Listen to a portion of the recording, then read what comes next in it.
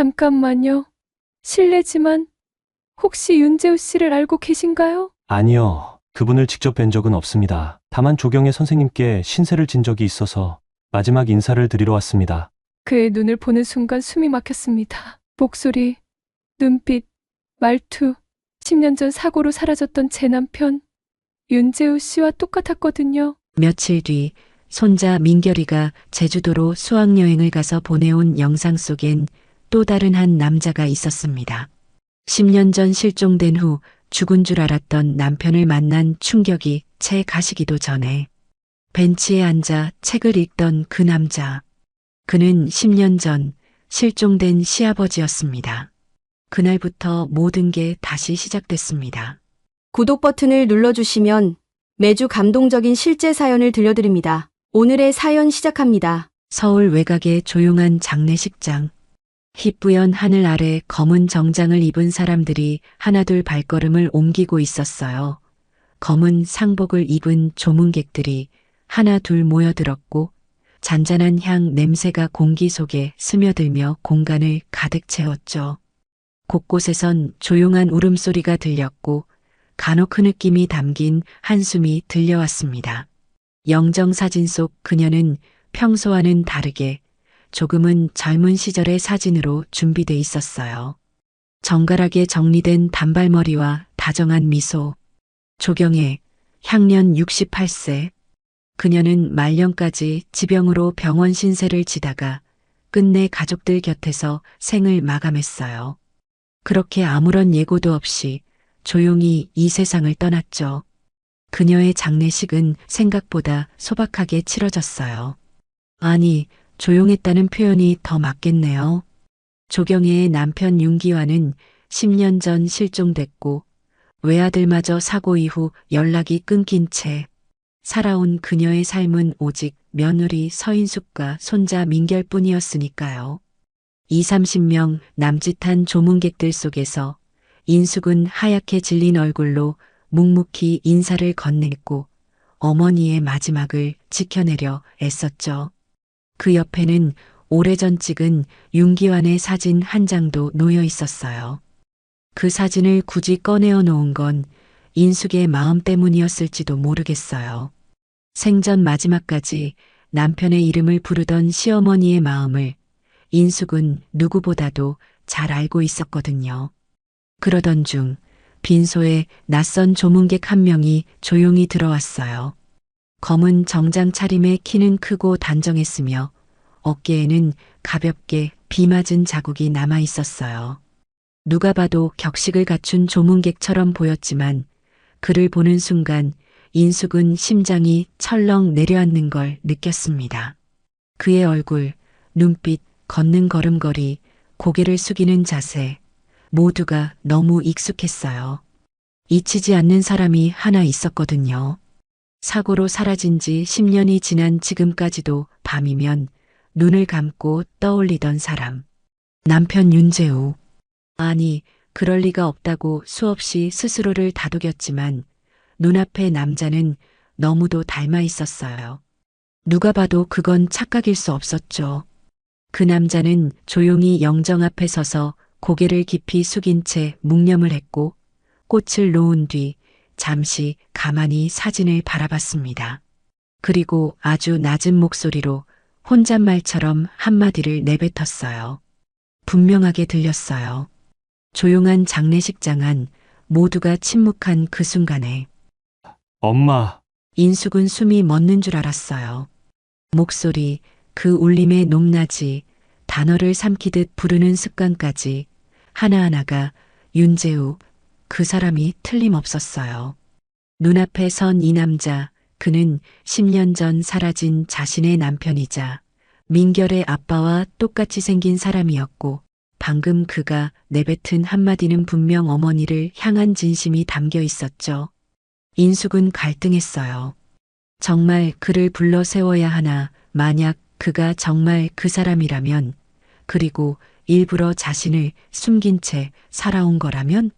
하지만 더 이상 망설일 수 없었어요. 다급한 마음으로 그를 따라가 말을 걸었습니다. 실례합니다. 혹시 윤재우 씨를 알고 계신가요? 남자는 인숙을 바라보며 조용히 고개를 끄덕였어요. 아주 침착한 말투였고 표정도 크게 변하지 않았어요. 아니요. 그분을 직접 뵌 적은 없습니다. 다만 조경의 선생님께 개인적으로 신세를 진 적이 있어 조문하러 왔습니다. 조용히 인사만 드리러 온 겁니다. 인숙은 순간 얼어붙은 듯 했어요. 그가 뭔가를 감추고 있다는 건 본능적으로 알 수 있었거든요. 말투와 표정은 완벽했지만 방금 전 그가 영정 앞에서 내뱉은 목소리는 절대로 남의 죽음을 애도하는 누군가의 그것이 아니었어요. 그리고 결정적으로 그가 민결을 바라보던 그 순간, 정말 짧은 순간이었지만 그의 눈빛엔 분명히 감정이 있었어요. 아주 깊고 지우려 애쓴 듯한 무언가가 스쳐갔죠. 이 사람 우리 민결이를 알고 있어. 아니, 저 눈빛은 아빠가 아들 바라볼 때 나오는 눈빛이야. 이건 그냥 비슷한 얼굴이 아니야. 하지만 그녀가 말을 더 잇기 전에 그 남자는 정중히 인사한 후 조용히 자리를 떠났어요. 그의 뒷모습은 담담했지만 인숙은 확신했어요. 분명 뭔가를 감추고 있다는 걸. 그는 윤재우 아니면 그와 연결된 또 다른 진실을 품고 있는 사람이라는 걸. 그날 밤 인숙은 뜬 눈으로 밤을 지샜어요. 장례식장에서 우연히 만난 그 남자가 떠나질 않았어요. 그리고 며칠 뒤 돌아가신 조경애 씨의 손자 민결이가 제주도 수학여행에서 찍은 영상 하나를 보내오는데 그 영상 속에 또 다른 충격이 기다리고 있었어요. 그것은 10년 전 실종된 윤기환, 인숙의 시아버지 그의 모습이었어요. 서인숙은 장례식 이후에도 며칠 동안 제대로 잠을 이루지 못했어요. 가슴 한구석이 텅 빈 듯한 감정과 함께 자꾸만 그날 장례식장에서 마주친 그 남자의 얼굴이 떠올랐죠. 아무리 애써도 잊히지 않았어요. 목소리, 말투, 그리고 마지막에 민결을 바라보던 눈빛까지. 그냥 조문하러 온 낯선 사람이라고 하기엔 모든 게 너무 닮아 있었거든요. 아니, 닮았다는 말로는 부족했어요. 그건 거의 같았어요. 10년 전 눈앞에서 사라졌던 자신의 남편 윤재우, 그 사람이었어요. 기억 속의 그 얼굴은 시간 속에 희미해졌지만 마음은 속일 수 없었죠. 아니야. 그런 우연이 있을 리가 없어. 나는 알아. 그 눈빛, 그 말투까지 완벽히 당신이었어. 사고가 있었던 그날도 이렇게 흐린 날이었어요. 회식이 있다고 조금 늦을 것 같다는 전화가 마지막이었죠. 그 뒤로는 어떤 연락도 없었어요. 사고 기록도 행방도 병원 접수도 없었고 경찰도 어쩌면 고의로 사라졌을 가능성도 있다며 사실상 수사를 중단했어요. 그렇게 하루하루가 지났고 해가 바뀌어도 돌아오지 않는 사람 앞에서 그녀는 점점 무너졌어요. 그래도 희망을 놓을 수는 없었어요. 민결에게 아빠는 꼭 돌아올 거야 라고 말할 때마다 그 말은 자신을 향한 주문이기도 했으니까요. 언젠가 문득 돌아올지도 모른다는 그런 기적 같은 바람 하나에 기대어 10년을 버텼던 거죠. 기다렸어. 매일 밤 문소리에도, 전화벨 소리에도 놀라며 살았어. 당신이 돌아올까봐 혹시나 하는 마음에. 그런데 그날 장례식장에 나타난 그 남자. 그 남자의 얼굴은 그 모든 희망을 동시에 무너뜨리면서도 되살려 주었어요. 무너지게 만들고 또다시 붙잡게 만들었죠. 가장 혼란스러웠던 건 그의 표정이었어요. 전혀 흔들리지 않는 얼굴, 침착한 말투, 철저하게 자신을 감춘 듯한 태도 하지만 민결을 바라보던 그 찰나의 눈빛은 절대 거짓이 아니었어요. 부모가 자식을 보는 눈빛은 아무리 시간이 흘러도 아무리 기억이 지워져도 바뀔 수 없는 거니까요. 설마 정말 기억을 잃은 걸까 아니면 일부러 날 잊은 척 하는 걸까? 그녀는 무수히 많은 생각의 파도에 휩싸였어요. 어쩌면 그가 살아남아 새로운 삶을 살고 있었고 일부러 우리 곁을 떠난 거라면 혹은 정말로 기억을 잃은 채 완전히 다른 사람이 되어버린 거라면 어느 쪽이든 그녀에겐 견디기 힘든 진실이었어요. 그렇게 우리를 버리고 산 거야? 아니지? 그럴 리 없지. 며칠 후 민결이 제주도로 수학여행을 떠났어요. 밝은 얼굴로 공항에서 손을 흔들던 아이는 아직 아빠가 살아있다는 것도, 엄마의 가슴 속에서 어떤 싸움이 벌어지고 있는지도 모른 채 친구들과 웃으며 출발했죠. 인숙은 그 모습에 괜히 눈물이 나왔어요. 아이가 돌아오면 어떻게든 그날의 진실을 확인해야겠다고 마음먹고 있었죠. 그런데 민결이 보내온 짧은 영상 하나가 그 모든 결심보다도 훨씬 더 빠르고 강하게 그녀의 삶을 뒤흔들어 놓았어요. 영상은 단순했어요. 관광지에서 친구들과 셀카를 찍고 멀리 풍경을 담는 평범한 수학여행 풍경이었죠. 그런데 그 배경 중간에 가만히 벤치에 앉아 책을 읽고 있는 한 남자가 있었어요. 잘 보이지 않아 인숙은 손가락으로 확대했고 화면을 멈춘 채 한참을 들여다봤죠. 머리를 기울이는 각도, 손끝으로 책장을 넘기는 습관, 그리고 그 조용한 주변을 경계하듯 둘러보는 눈빛까지. 윤기환, 10년 전 실종된 시아버지였어요. 아버님, 정말 아버님 맞으세요? 심장이 미친 듯이 뛰기 시작했고 온몸의 피가 멈추는 것 같았어요. 손끝은 얼어붙은 듯 차가워졌고 눈은 그 영상 속 남자의 움직임 하나하나를 놓치지 않으려는 듯 초점이 흐려졌어요. 그 순간 인숙은 확신했어요. 이건 단순한 우연이 아니라고. 시아버님은 살아있었어요. 이제 그녀는 선택해야 했어요. 장례식장에서 마주한 남자, 민결의 영상 속 인물, 그리고 10년 전부터 시작된 실종의 진실. 모든 퍼즐 조각들이 제자리를 찾아가고 있었고 그 중심엔 인숙이 버렸다고 생각했던 희망이라는 이름의 감정이 다시 고개를 들고 있었어요. 다음 날 아침 창밖의 햇살은 유난히 투명했지만 인숙의 눈엔 세상이 흐려 보였어요. 어젯밤 민결이 보낸 그 영상 반복해서 보고 또 보았죠. 처음엔 착각이라고도 생각했어요. 하지만 시간이 갈수록 확신이 깊어졌어요. 영상 속에서 벤치에 앉아 책을 읽고 있는 남자는 분명 윤기환 씨, 그러니까 사라졌던 시아버지였어요. 10년 전 퇴근길에 흔적도 없이 사라졌던 남자. 어디서도 찾을 수 없었던 그가 아이의 영상 속 제주도의 한 구석에서 평온하게 앉아 책을 읽고 있었던 거죠. 어쩌다 거기 계시는 거예요? 살아 계셨다면 왜 아무 말도 없이 사라지신 거예요? 인숙은 조심스럽게 휴대폰을 다시 들었어요. 화면을 멈추고 얼굴을 확대했죠. 세월이 흐르면서 얼굴엔 주름이 깊어졌고 머리도 희끗해졌지만 손끝의 움직임 하나까지도 기억 속 그 사람과 같았어요. 책을 넘길 때 습관처럼 살짝 손등으로 책등을 두드리는 행동까지도 그대로였어요. 더는 착각일 수 없었죠. 그건 분명 윤기환 씨였어요. 하지만 그보다 더 혼란스러운 건 왜 지금까지 단 한 번도 연락을 하지 않았냐는 거였어요. 10년 동안 아내가 병상에 누워 생의 끝자락을 견디고 있었고 아들은 실종되고 기억을 잃었으며 며느리는 혼자서 아이를 키우며 살고 있었는데 그는 도대체 왜 아무 말 없이 조용히 그렇게 살아가고 있었던 걸까요? 사랑해서 떠난 걸까? 아니면 지켜보며 일부러 거리를 둔 걸까?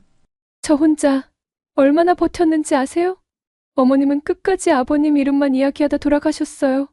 민결이도 아빠 얼굴 기억도 못해요. 분노와 원망이 치밀었지만 동시에 마음 한켠에선 안도감이 스쳤어요. 그가 살아있다는 사실 하나만으로도 세상이 다시 움직이기 시작한 듯 했어요. 죽은 줄만 알았던 가족이 어딘가에 있다는 것, 그것만으로도 절망이라는 이름의 오랜 장막이 조금씩 걷히고 있었던 거죠. 인숙은 곧 영상 속 장소를 확인하기 시작했어요. 제주도의 어딘가. 배경엔 낮은 돌담과 바람에 흔들리는 억새가 보였고 벤치 뒤로는 작은 해변과 언덕이 이어져 있었어요. 민결에게 영상 찍은 위치를 물었더니 아이는 거기 우리 둘째 날간 도라르방 쉼터 근처야라고 답했죠. 이름 없는 작은 공원 같은 곳이었고 관광객보단 지역 주민들이 산책하는 조용한 공간이라 했어요. 맞아. 아버님이라면 그런 곳에 계실 거야. 북적이지 않는 조용한 곳에. 인숙은 무작정 제주도로 내려갈 수는 없었어요. 민결의 수학여행은 이틀 후면 끝날 예정이었고 그 아이를 혼자 둘 순 없었어요. 하지만 마음은 이미 제주에 있었죠. 영상 속 그 벤치, 그 남자, 그리고 아직 풀리지 않은 수많은 질문들. 그 사람은 정말 윤기환 씨가 맞을까? 만약 맞다면 왜 사라졌고, 왜 지금까지 숨어 있었던 걸까?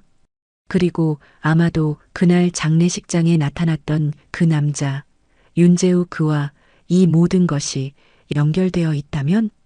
퍼즐 조각이 하나둘 제자리를 찾아가는 느낌이 들었어요. 사라진 남편, 실종된 시아버지, 기억을 잃은 아들, 그리고 민결이의 수학여행 영상. 그 모두가 하나의 선으로 이어지고 있었어요.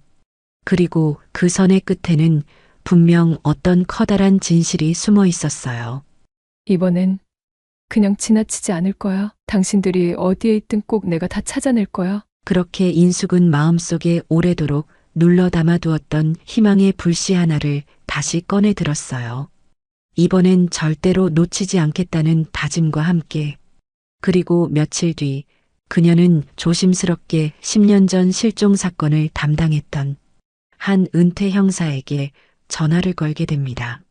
백재영 은퇴한 지 6년 된 형사였고 지금은 경기 북부의 한 전원주택 마을에서 조용히 살고 있었어요.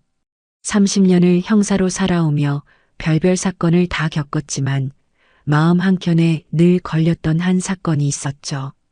바로 윤기환 실종 사건이었어요. 당시 그는 마지막까지 포기하지 않고 추적했지만 정황은 너무나 조용했고 CCTV도 없었으며 목격자조차 없었어요. 수사는 곧 실종으로 처리됐고 회사 측은 아무런 자료도 내놓지 않았죠. 가족들은 혼란에 빠졌고 사건은 서서히 사람들의 기억에서 사라졌지만 백재영만은 그날의 장면들을 잊지 못했어요. 그런 그에게 10년 만에 한 통의 전화가 걸려왔어요. 음성은 떨리고 조심스러웠지만 간절했죠. 윤기환 씨 사건 혹시 기억하시나요? 바로 인숙이었어요. 기억합니다. 아주 또렷하게요. 그분을 찾으셨나요? 인숙은 천천히 하지만 정확히 지금까지의 상황을 설명했어요. 장례식장에 나타난 조문객, 민결이 제주도에서 찍은 영상, 그리고 그 영상 속 남자. 처음엔 백재영도 믿기 힘든 듯 조용히 듣고만 있었지만 인숙이 사진과 영상을 보내주자 잠시 정적이 흘렀어요.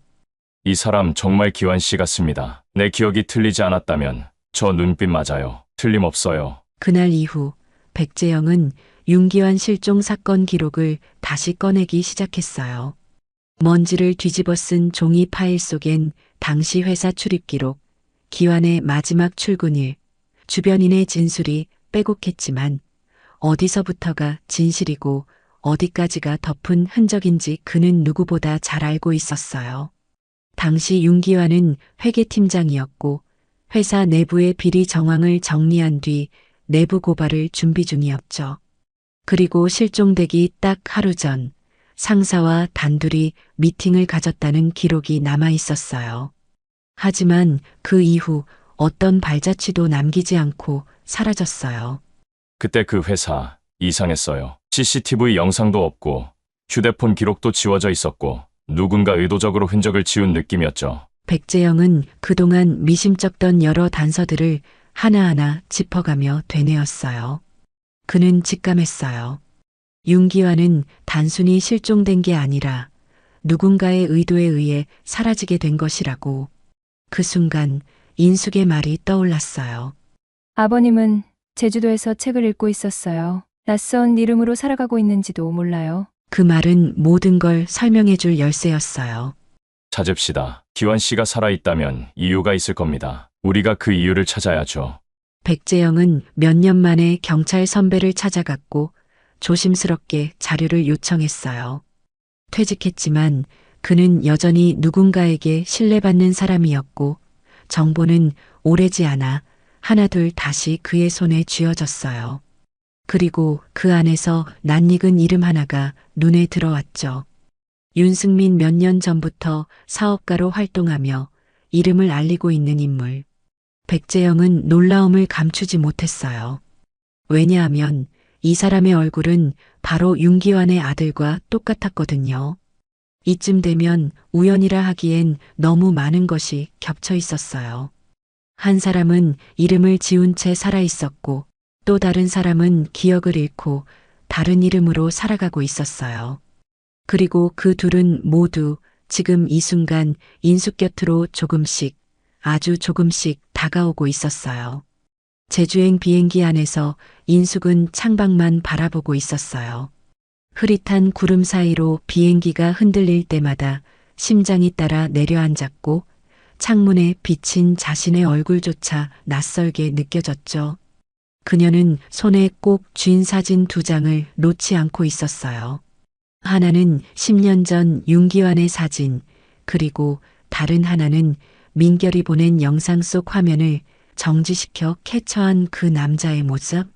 화면은 흐릿하고 작았지만 그걸 수십 번 확대하고 비교하면서 머릿속엔 이미 선명한 실루엣이 각인돼 있었죠. 그녀가 내려다보는 건 단순한 영상이 아니라 실종된 남편과 아들이 살아있을지도 모른다는 희망이었어요. 그리고 그 희망은 이제 곧 눈앞에서 실제로 마주하게 될 수도 있었죠. 공항에서 내리자 백재영이 먼저 차량을 준비했고 둘은 곧장 민결이 말했던 영상 속 장소 도라르방 쉼터 근처의 작은 언덕길을 향해 출발했어요.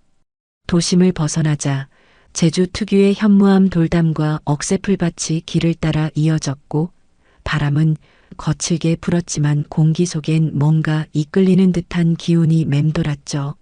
이따금씩 조용한 해안가 길이 눈에 들어왔고 백재영은 영상 속 풍경과 비교하며 GPS를 조정했어요.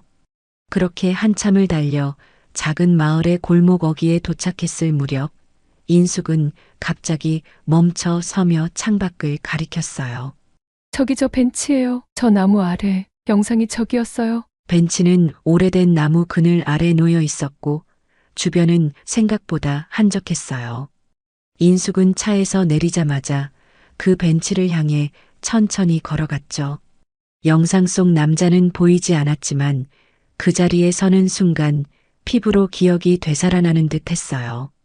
바람의 방향, 돌담 뒤로 스치는 풀잎 소리, 그리고 멀리서 들려오는 파도 소리까지 그날 영상 속 모든 감각이 현실로 연결되는 기묘한 순간이었어요.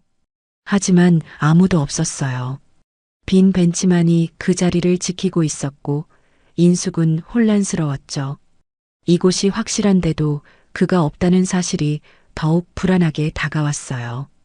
그때 백재영이 골목 한쪽을 가리켰어요. 저쪽에 책방 간판이 하나 있네요. 영상 속에서 그가 책을 읽고 있었으니 자주 가는 곳일 수도 있습니다. 인숙은 고개를 끄덕였고 둘은 작은 책방으로 조심스레 걸음을 옮겼어요. 간판은 오래돼 페인트가 벗겨져 있었고 창문 너머로 나무 책장이 빽빽하게 들어찬 모습이 보였죠. 문을 열고 들어가자 낯선 종이 냄새와 나무향이 함께 풍겨왔고 안쪽에선 조용한 클래식 음악이 흐르고 있었어요. 그 순간 인숙은 숨을 멈췄어요. 책방 안쪽 창가 쪽 작은 테이블에 앉아 책을 읽고 있는 남자 한 명.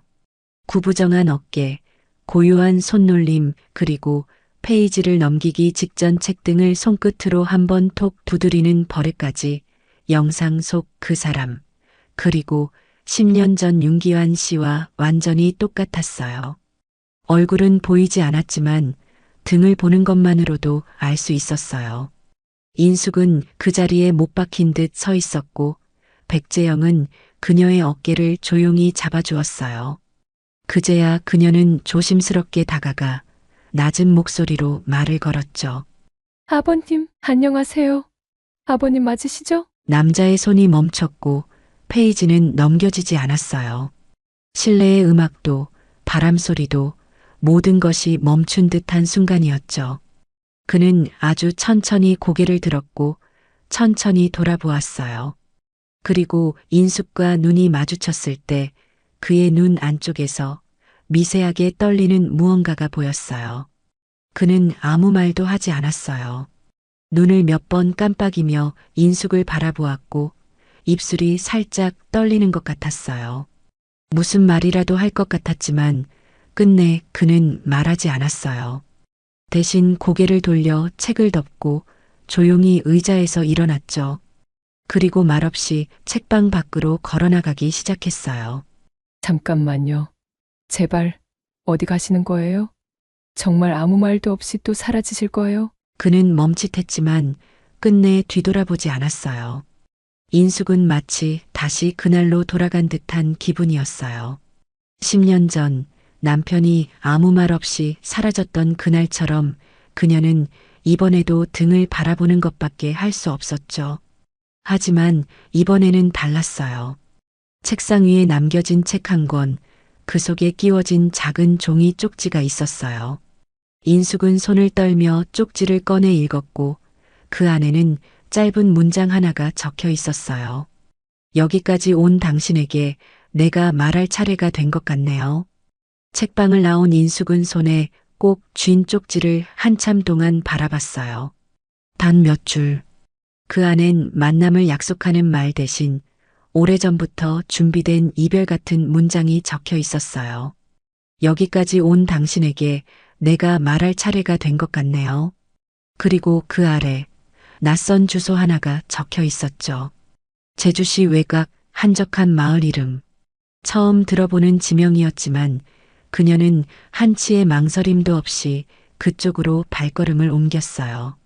이 만남이 그녀가 지난 10년 동안 지켜낸 기다림의 끝자락이라면 이제는 그 끝을 마주해야 했죠.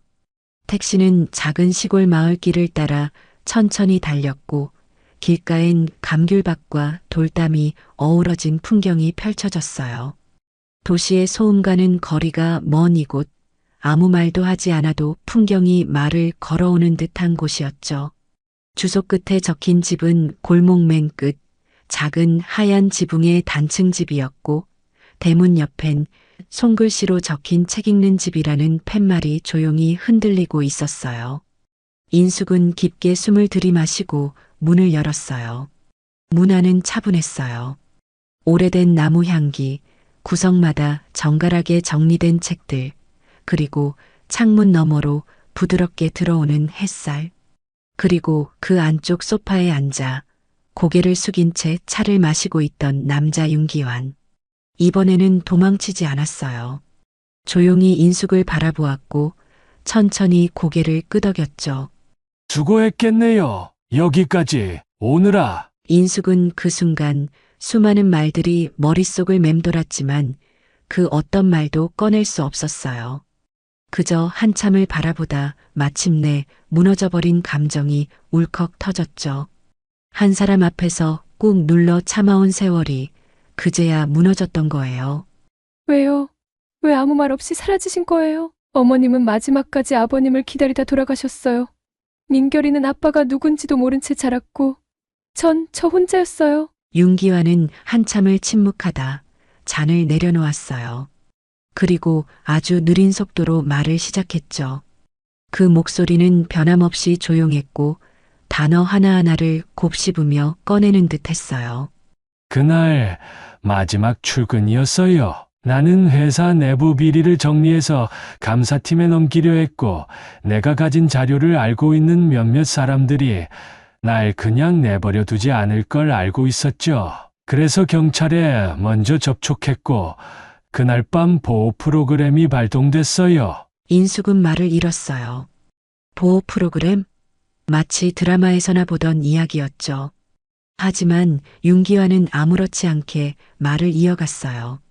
자신은 경찰 측 요청에 따라 신분을 바꿔야 했고 모든 가족과의 연락이 끊겼다고요. 처음엔 나도 금방 돌아갈 수 있을 줄 알았어요. 상황이 정리되면 내 이름을 되찾고 집으로 갈 수 있을 줄 알았죠. 하지만 그게 점점 길어졌고 어느 순간 되돌아갈 타이밍을 완전히 잃어버렸어요. 그는 말하지 않았지만 그 사이 아내 조경애가 병으로 쓰러졌다는 걸 알고 있었어요. 그는 조용히 다가가 보지도 못한 아내의 마지막 얼굴을 사진으로라도 보고 싶었지만 그럴 수 없었죠. 인숙은 말없이 고개를 끄덕였어요. 이해하려 해도 이해되지 않는 마음과 원망을 멈출 수 없는 가슴이 뒤엉켜 있었어요. 하지만 단 한 가지 그가 살아있다는 사실 하나만은 여전히 그녀를 지탱해주는 유일한 진실이었죠. 그날 책 읽는 집에서 나올 때 인숙은 문득 하늘을 올려다봤어요. 구름 한 점 없는 하늘이 무섭도록 맑았어요.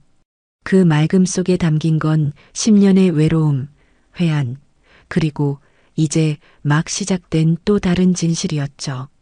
그녀는 아직도 그날 장례식장에 나타난 그 남자의 얼굴을 잊지 못하고 있었어요. 아들 윤재우, 아니, 이제는 윤승민이라는 이름으로 살아가고 있는 그 사람.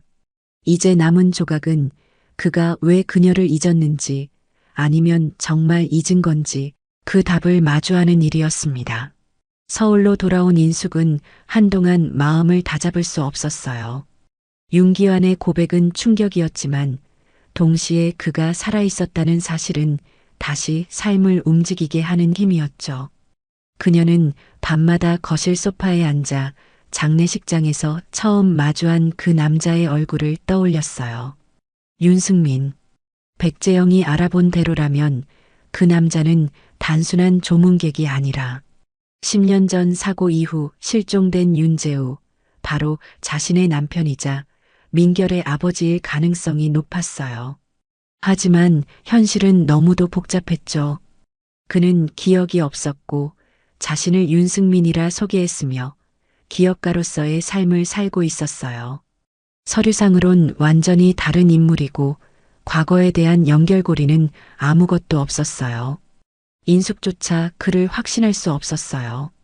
심장은 그를 알아보지만 이성은 불안했고 무엇보다 아이에게 함부로 아빠라는 말을 꺼낼 수도 없었어요. 혹시라도 이 모든 게 착각이라면 그 상처는 2배, 3배가 될 테니까요. 확실히 알아봐야 해. 이젠 내 감정만으론 해석하면 안 되니까. 인숙은 곧장 백재영에게 연락했고 조심스럽게 자신의 생각을 말했어요. DNA 검사를 하고 싶어요. 그녀의 목소리는 단호했고 백재영은 잠시 말없이 듣고 있다가 고개를 끄덕였어요. 할 수 있습니다. 다만 그 사람에게 정식으로 요청하긴 어려울 겁니다. 이름도 바뀌었고 과거를 숨긴 채 살아온 사람이니까요. 인숙은 조용히 고개를 끄덕였어요. 그녀는 이 모든 걸 강제로 밀어붙이고 싶지 않았어요. 단지 진실을 확인하고 싶었어요. 며칠 뒤 인숙은 윤승민이 운영 중인 투자회사를 찾았어요. 접견을 요청하는 대신 로비에서 우연을 가장해 그를 마주쳤죠. 그는 처음엔 인숙을 어리둥절한 눈으로 바라봤고 잠시 머뭇거리다 정중히 인사를 건넸어요. 그 모습엔 여전히 과거의 기억은 없었지만 낯선 여인에 대한 예의와 궁금증이 엿보였죠. 죄송합니다. 제가 갑자기 찾아온 건 실례라는 걸 압니다. 다만 단 한 가지 아주 간단한 부탁만 드리고 싶어서요. 그는 당황한 듯 눈썹을 살짝 찌푸렸지만 거절하지 않았어요. 인숙은 준비해온 작은 유전자 샘플 키트를 내밀며 말했다. 혹시 이 검사를 받아주실 수 있으실까요? 사적인 이유가 아니라 가족의 실종과 관련된 일이에요. 당신이 정말 깊이 연결된 사람인지 확인해야 해서요. 윤승민은 한동안 말없이 서 있었어요. 무슨 생각을 하고 있는지 알 수 없었고 인숙은 그가 돌아설까봐 숨조차 쉴 수 없었죠. 그러다 그가 입을 열었어요. 당신이 찾고 있는 사람이 저라면 그게 어떤 의미인지 솔직히 잘 모르겠습니다. 하지만 그렇게 간절하시다면 협조하겠습니다. 그 순간 인숙은 얼어붙은 듯 멈춰 있었어요. 원하던 대답을 들었지만 동시에 결과가 두렵기도 했어요. 만약 아니라고 나온다면 지금껏 붙잡고 버틴 희망은 거짓이 되는 거니까요. 하지만 멈출 수는 없었어요. 진실은 그 어디쯤 너무 가까운 듯 너무 멀리 있었으니까요. 검체가 수거되고 며칠간의 기다림이 시작됐어요. 하루하루가 길게 느껴졌고 밤마다 인숙은 민결이 잠든 얼굴을 바라보며 생각했어요. 이 아이가 아빠를 알아보는 순간은 언제쯤 올까 아니 그런 순간이 오기나 할까? 그렇게 시간은 흘렀고 드디어 결과가 도착한 날. 인숙은 봉투를 손에 쥔 채 조심스럽게 그 두꺼운 종이를 펼쳤어요. 그리고 거기 적혀 있던 단 한 줄의 문장이 그녀의 손을 덜덜 떨리게 했죠. 부모 자식 관계 99.9999% 일치 확인. 인숙은 그 자리에 무너질 듯 주저앉았어요. 마침내 확인된 진실. 윤승민은 10년 전 실종된 자신의 남편 윤재우가 맞았어요. 기억은 사라졌지만 피는 거짓말하지 않았어요. 그녀는 눈을 감고 속삭였죠. 돌아왔구나. 정말 돌아와 준 거야? 인숙은 검사지를 품에 안은 채 병원으로 향했어요. 윤재우, 아니, 이제는 윤승민이 맞다는 사실을 확인한 뒤 그녀가 가장 먼저 한 일은 민결을 보는 일이었어요. 자신도 모르게 아빠 돌아왔어라고 말하고 싶었지만 그 말은 아직 이르다고 생각했어요. 기억을 되찾지 못한 사람이 아버지가 될 수 있을까? 그리고 민결은 그 사람을 받아들일 준비가 되어 있을까? 이 모든 게 조심스러웠고 그 조심스러움 안엔 아직 풀리지 않은 아픔들이 있었죠. 그런데 그날 오후 민결이 갑자기 고열과 복통을 호소하며 쓰러졌어요. 인숙은 혼비백산에 아이를 안고 병원으로 달려갔고 의사는 정밀 검사를 권유하며 심각한 얼굴로 말했죠.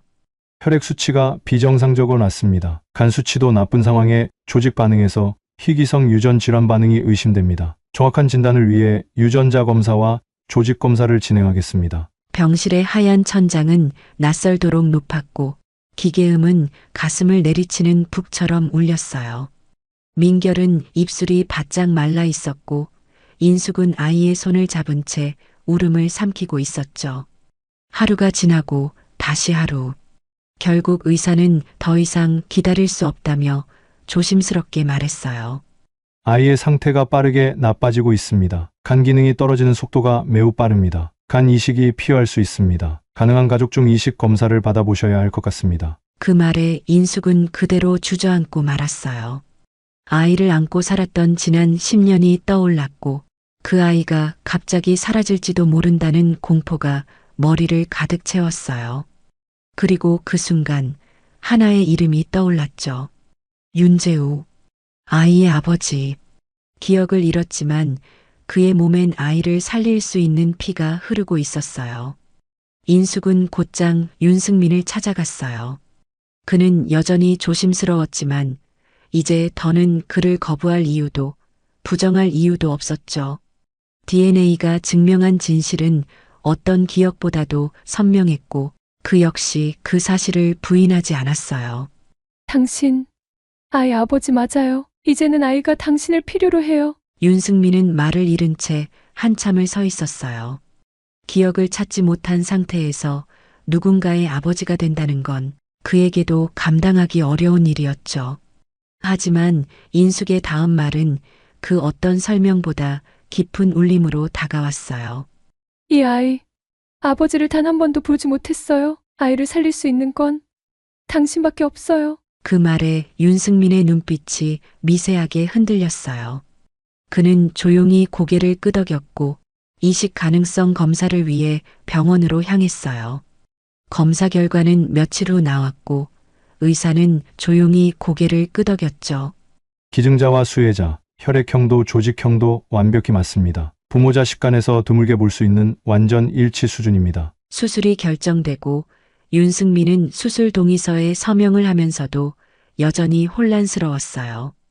자신이 왜 이 아이에게 이토록 끌리는지, 손을 잡았을 때 가슴 깊숙이 울리는 낯선 따뜻함이 무엇인지 설명할 수는 없었지만 그저 이건 해야 할 일이라는 확신이 있었죠. 왠지 모르겠지만 꼭 그래야 할 것 같네요. 민결은 수액줄에 묶인 채 창밖을 바라보다 잠깐 깨어난 순간 인숙에게 물었어요. 그 아저씨 꼭 다시 왔으면 좋겠어. 엄마도 그렇게 생각해? 응, 올 거야. 그리고 그 아저씨는 너한텐 아주 특별한 사람이 될 거야. 수술 전날 병실 안은 조용했어요. 민결은 약물로 인해 깊은 잠에 빠져 있었고 침대 곁에 앉은 인숙은 아이의 머리칼을 쓰다듬으며 오래도록 가만히 앉아 있었어요. 밤하늘은 유난히 맑았고 창밖으로 별빛이 흐르고 있었죠. 윤승민은 병원 복도 한켠 불 꺼진 대기실에서 혼자 벽에 기대고 있었어요. 그는 처음으로 자신이 누구인지 어디서부터 잘못됐는지를 스스로 묻고 있었죠. 기억은 여전히 희미했고 과거는 검은 안개처럼 손에 잡히지 않았지만 그 안개 너머로 민결의 눈빛, 그 아이의 손길, 그리고 인숙의 떨리는 목소리가 자신의 마음 어딘가 깊은 곳을 흔들고 있었어요. 기억이 없어도 이상하게 마음이 가네요. 내가 정말 그 아이의 아버지가 맞는 걸까요? 인숙은 그런 그를 말없이 바라보다가 조심스럽게 입을 열었어요. 처음 만났던 장례식장의 기억, 민결이 아빠를 그리워하며 혼자 그린 그림, 그리고 그날 영상 속에서 발견한 시아버지의 흔적까지. 그녀는 천천히 그러나 꾹꾹 눌러 담은 이야기들을 꺼내놓았죠. 민결이는 늘 말했어요. 자기는 분명히 아빠의 손을 잡아본 기억이 있다고. 짧고 흐릿한 기억이지만 그게 평생의 온기였다고요. 윤승민은 아무 말 없이 고개를 떨군 채 손가락으로 무릎을 만지작거렸어요. 말은 하지 않았지만 그 마음속에도 무언가가 흐르고 있었어요. 그는 처음으로 자신의 존재가 누군가의 생명을 지켜주는 의미가 될 수 있다는 걸 느꼈고 그것은 세상 그 어떤 기억보다도 더 강렬한 감정이었어요. 기억이 없더라도 이 아이를 살릴 수 있다면, 그리고 그 아이가 자라서 자신을 바라볼 수만 있다면 그는 두려워도 혼란스러워도 그걸 받아들이고 싶었죠. 그날 밤 인숙은 기도하듯 손을 모았고 윤승민은 병원 테라스에서 혼자 별을 올려다봤어요. 그들은 서로 아무 말도 하지 않았지만 가족이라는 이름은 서서히 그리고 조용히 그들 사이에 피어나고 있었죠. 수술날 아침 간호사들이 아이를 수술실로 옮겼고 윤승민도 준비된 병실로 들어갔어요. 마치 직전 민결은 눈을 반쯤 감은 채 조용히 말했죠.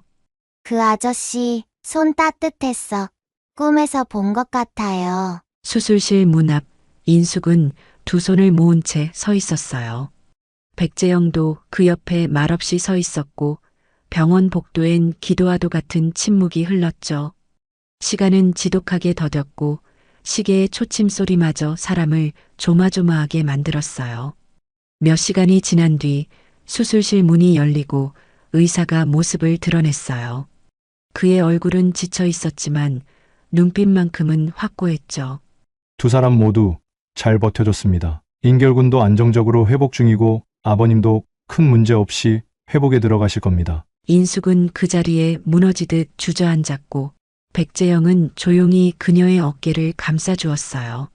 살아있다는 것, 이어져 있다는 것, 가족이라는 끈이 다시 하나로 묶였다는 걸 그들은 지금 가장 확실하게 느끼고 있었어요. 민결은 수술 후 천천히 의식을 회복했고 윤승민은 옆 침대에서 조용히 잠들어 있었어요. 아이는 눈을 뜨자마자 고개를 돌려 그를 바라봤고 한참을 가만히 바라보더니 조용히 입을 열었죠.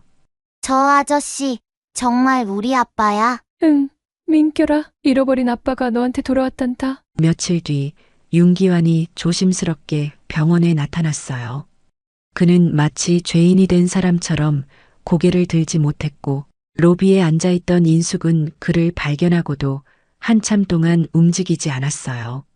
10년 전 자신의 가족에서 가장 먼저 사라졌던 사람. 지금은 자신보다도 더 조용한 표정으로 돌아와 있었어요. 하지만 그녀는 그를 탓하지 않았어요. 왜냐하면 그도 결국 이 모든 시간을 혼자 견뎌냈다는 걸.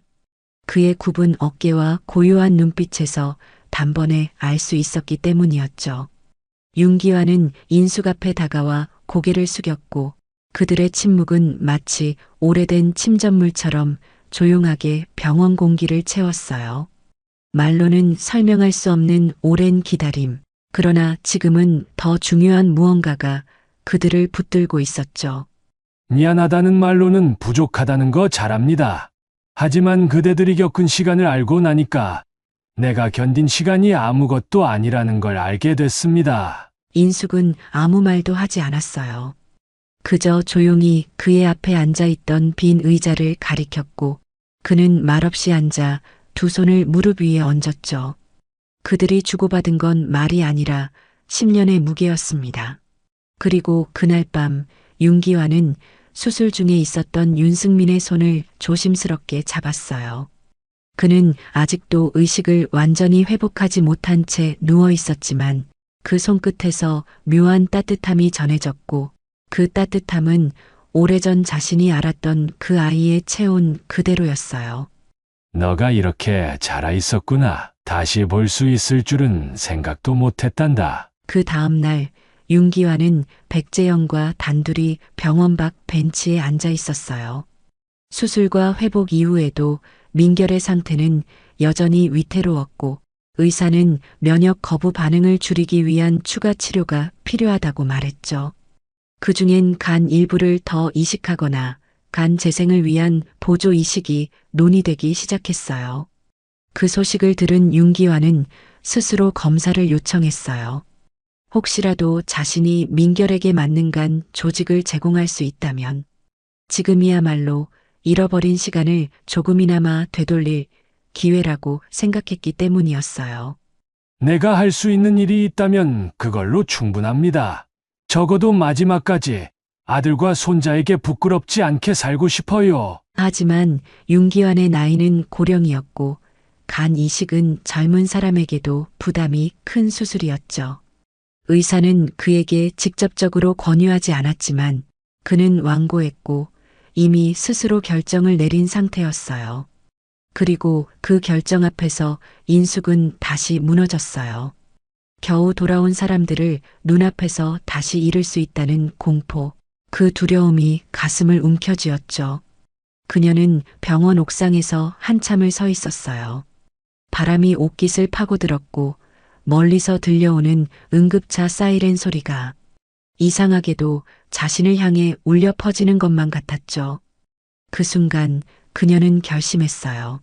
나는 10년 동안 혼자였지만 이젠 아니야. 이제는 내가 이 가족을 지켜야 해. 그녀는 조심스럽게 병원에 들어가 간호사에게 문의했고 자신의 조직형을 검사해달라고 요청했어요. 의료진은 당황하며 놀랐지만 인숙은 확고했죠. 저도 민결의 가족이에요. 저라도 할 수 있다면 해보고 싶어요. 그리고 며칠 뒤 믿을 수 없는 결과가 돌아왔어요. 그녀의 간 조직이 놀랍게도 아이와 부분 일치 판정을 받은 거예요. 작은 희망의 틈이 열린 거였죠. 그날 밤 인숙은 아이 곁에서 조용히 속삭였어요. 무너지지 않기 위해 견뎌온 시간들이 이제는 누군가를 지키기 위한 시간이 되어준다는 걸 그녀는 비로소 알게 되었어요. 민결아, 이번엔 엄마가 너를 꼭 지켜줄게. 아빠도 할아버지도 이제 우리 곁에 있어. 우리 같이 가족이란 게 뭔지 꼭 느껴보자. 수술을 마치고 며칠이 흐른 아침, 윤승민은 천천히 눈을 떴어요. 병실의 불빛은 부드러웠고 기계음은 규칙적으로 울려 퍼졌으며 어딘가 낯설지만 편안한 이불 위에서 그는 한참 동안 천장을 바라봤죠. 몸의 감각은 무겁고 흐릿했지만 마음은 그보다 더 낯설었어요. 눈을 떴는데 가슴이 먼저 울컥했거든요. 이유도 모른 채 설명할 수도 없는 그 깊은 울림이 그를 조용히 흔들고 있었어요. 그는 고개를 돌려 창밖을 봤어요. 햇살이 창틀에 부서지고 있었고 나무 그림자가 병실 바닥에 살짝 드리워졌죠. 문득 그런 햇살 아래에서 아이가 웃고 있는 장면이 떠올랐어요. 누군가의 작은 손이 자신의 손을 꼭 잡고 있었고 햇살 아래서 자신을 올려다보며 아빠라고 부르던 소리. 그건 꿈인지 기억인지 혹은 그냥 감정의 착각인지 알 수 없었지만 그 장면이 그를 잠식했어요. 그건 단순한 상상이 아니라 어디선가 실제로 존재했던 장면처럼 가슴을 흔드는 무언가였어요. 그 아이는 누구였을까? 바로 그때 병실 문이 조심스럽게 열리고 인숙이 조용히 들어왔어요. 그녀는 고요한 눈빛으로 그를 바라보다가 말없이 자리에 앉아 그의 얼굴을 지켜봤죠. 윤승민은 그 얼굴이 낯설지 않았어요. 처음 봤을 땐 분명 모르는 사람 같았는데 이젠 마치 오래전 너무 오래전부터 자신을 지켜봐온 사람 같았어요. 그녀의 눈빛엔 애틋함과 안도 그리고 감히 꺼내지 못한 말들이 가득했죠. 많이 힘드셨죠? 이제 조금 편안해지셨으면 좋겠어요. 윤승민은 그녀를 바라보다가 고개를 숙였어요. 그녀의 말은 위로였지만 자신에겐 짐처럼 다가왔어요. 이 사람은 자신에게 분명 뭔가를 알고 있었고 그 알지 못한 시간의 무게가 그녀의 눈동자에 고스란히 담겨 있었어요. 그는 눈을 감았고 다시 떠올랐던 장면은 민결의 손이었어요. 작고 따뜻한 손이 자신의 손가락을 잡고 있는 장면. 그건 상상이 아니라 분명 기억의 파편이었어요. 어느 날 아주 짧게, 아주 강하게 남았던 기억. 그 아이는 분명 자신의 아이였어요. 그 아이 이름이 민결이라고 했죠? 인숙은 그 말에 고개를 천천히 끄덕였어요. 말로 하지 않아도 그녀의 눈엔 눈물이 고였고 그 눈물은 그가 말하지 못한 죄책감과 마주하는 듯 했죠. 맞아요, 민결이에요. 당신의 아들, 당신이 10년 동안 그리워하던 아이. 그는 숨을 들이마셨고 그 말이 가슴속을 찔렀어요. 기억이 모두 돌아오지 않았지만 그 이름 하나만으로 가슴 안이 뻐근하게 아려왔죠. 그는 천천히 고개를 돌려 침대 옆 탁자에 놓인 작은 액자를 바라봤어요. 그 속엔 민결이 손으로 그린 가족 그림이 있었고 그 안엔 자신과 닮은 한 남자가 아이의 손을 잡고 있었어요. 그는 웃고 있었고 아이도 웃고 있었죠. 그림이지만 그게 어쩐지 아주 오래된 기억 속 진짜 장면처럼 느껴졌어요. 그날 밤 윤승민은 잠들지 못했어요. 눈을 감아도 민결의 얼굴이 떠오르고 그림 속 웃음이 뇌리에 맴돌았어요. 그는 처음으로 두려워졌어요. 기억을 되찾는 게 아니라 기억을 잃은 채 살아온 지난 시간에 자신이 놓쳐버린 모든 것들이 너무 크고 너무 깊어서 내가 누군지를 알 것 같아요. 하지만 그게 두렵기도 해요. 그러나 그 두려움 속에서도 그는 느낄 수 있었어요. 누군가가 자신을 기억해주는 세상, 그리고 잊혀진 자신을 기다려준 사람이 있다는 것.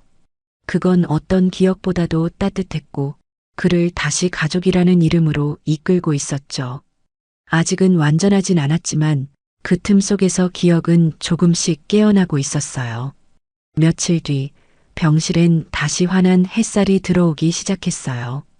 수술 이후 민결의 회복은 더뎠지만 안정적이었고 윤승민 역시 상태가 호전되며 식사와 간단한 대화를 할 수 있을 정도로 좋아졌죠. 병원 복도에는 작은 웃음소리가 가끔씩 퍼졌고 그건 오랜 시간 침묵으로 가라앉아 있던 이 가족에게 드디어 일상의 온기가 돌아오고 있다는 증거였어요. 인숙은 어느 날 병실 문을 열고 민결을 데리고 윤승민이 있는 병실로 들어왔어요. 민결은 그동안 병실 창문 너머로 그 아저씨를 멀리서 몇 번 봤지만 직접 마주한 건 그날이 처음이었어요. 인숙은 조용히 아이의 등을 밀어주었고 민결은 천천히 다가가더니 조금 머뭇거리며 윤승민의 앞에 섰죠. 안녕하세요. 저 민결이에요. 그때 간호사 누나가 말해줬어요. 아저씨가 저 살려주셨다고 감사합니다. 윤승민은 천천히 고개를 끄덕였어요. 자신도 설명할 수 없는 감정이 목구멍까지 차올랐고 이 작은 아이가 내민 손을 보는 순간 어쩐지 오래전 꿈을 다시 보는 것 같았죠. 고맙다, 민결아. 이렇게 와줘서. 민결은 한참을 그를 바라보다가 조심스럽게 그의 손을 잡았어요. 그리고 말했죠. 근데 저도 기억나요. 어릴 때 이 손을 잡고 걷던 기억이 있어요. 그 말에 윤승민은 눈을 크게 떴어요. 민결의 손을 잡은 순간 마치 전기가 흐르는 것처럼 가슴속 어딘가가 찌릿하고 저렸고 그 순간 아주 짧지만 선명한 장면이 스쳤어요. 비 오는 날 우산 없이 아이를 안고 뛰던 순간, 밤늦게 아이 머리를 쓰다듬으며 자장가를 불렀던 순간, 그리고 어느 날 아이의 작디 작은 입에서 아빠라는 소리가 처음 나왔던 그 순간, 민결아, 아빠가 맞는 것 같아. 기억은 다 안 나는데 가슴이 먼저 기억해. 인숙은 그 자리에 서서 조용히 눈물을 흘렸어요. 이 순간을 위해 얼마나 많은 밤을 울며 견뎠는지 그걸 스스로도 잊고 있었을 만큼 이 장면은 너무도 조용하고 너무도 강력했어요. 그녀가 원했던 건 이런 말이었고 그녀가 지켜내고 싶었던 것도 이런 순간이었어요. 그럼 진짜 아빠 맞죠? 그럼 이제 우리 모두 같이 사는 거 맞아요? 그래, 같이 살자. 이제 어디에도 안 갈게. 민결은 침대에 올라가 윤승민의 품에 안겼고 윤승민은 그 작은 몸을 꼭 끌어안았어요. 기억이 완전히 돌아오진 않았지만 몸이 먼저 반응했고 마음이 먼저 움직였어요. 피는 이미 알고 있었고 시간은 그걸 증명했어요. 이제야 가족은 비로소 하나가 되었어요. 인숙은 그 모습을 바라보며 문득 하늘을 올려다봤어요. 그리고 마음속으로 이야기했죠. 어머님 보셨죠?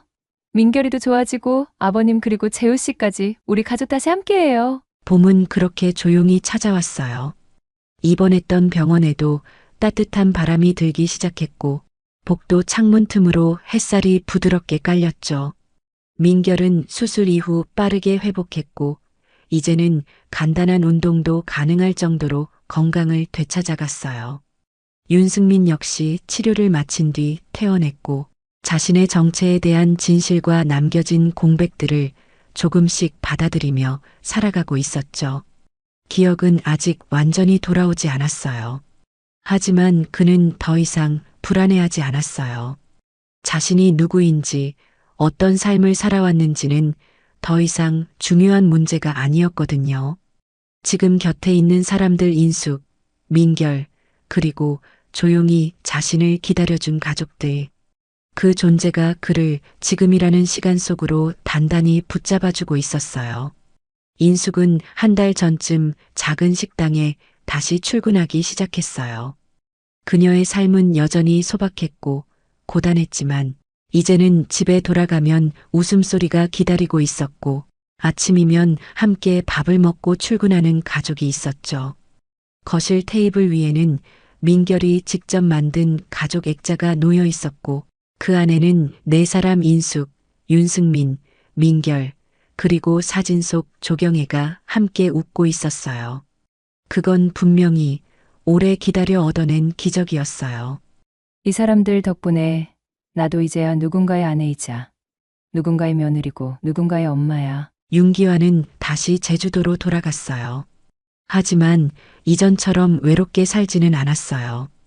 그는 책 읽는 집이라는 조용한 공간을 다시 열고 이따금 손님에게 직접 커피를 내려주며 시간을 보냈죠. 그리고 가끔 서울에서 내려오는 손자와의 짧은 통화를 하루 중 가장 기다리는 시간이 되었어요. 그는 이제서야 자신이 그토록 멀리 도망쳤던 가족이라는 말이 사실은 그 무엇보다도 따뜻하고 단단한 울타리였음을 깨달았죠. 지켜줄 수 없었던 시간만큼 이젠 지켜보는 게 내 몫이겠지. 어느 날 오후 민결은 학교에서 돌아오자마자 현관을 열고 외쳤어요. 엄마, 아빠 왔어요. 회사 일 끝나고 바로 오셨어요. 인숙은 부엌에서 국을 끓이던 손을 멈추고 조용히 웃었어요. 그 말 한마디에 하루의 피로가 다 사라지는 기분이었죠. 그리고 얼마 지나지 않아 현관문이 열렸고 윤승민이 문을 열고 들어섰어요. 그의 얼굴엔 익숙한 피로와 익숙한 미소가 함께 묻어 있었죠. 다녀왔습니다. 어서 와요. 재우 씨, 밥 다 됐어요. 그날 저녁 작은 식탁에 둘러앉은 세 사람은 함께 식사를 했어요. 웃음도 있었고 농담도 있었고 가끔은 아무 말 없이 젓가락만 움직이는 조용한 순간도 있었죠. 그 모든 게 이 가족이 되찾은 삶의 증거였어요. 과거는 잊히지 않았지만 더는 아프게 하지 않았고 미래는 여전히 불확실하지만 더는 두렵지 않았어요. 삶은 그렇게 한 걸음씩 앞으로 나아갔고 잃었던 이름들이, 잃었던 마음들이 다시 하나가 되어 살아가기 시작했어요. 이야기는 이렇게 끝났지만 누군가에겐 지금 이 순간에도 잃어버린 가족을 기다리는 시간이 계속되고 있을지도 모릅니다. 기억은 흐려져도 사랑은 사라지지 않기에 우리는 다시 이어질 수 있다는 믿음을 이 사연이 여러분께 전할 수 있기를 바랍니다. 이런 따뜻한 이야기가 더 많은 사람들에게 닿길 바라신다면 구독과 좋아요, 알림 설정까지 부탁드립니다. 당신의 작은 관심이 또 다른 이야기의 시작이 됩니다.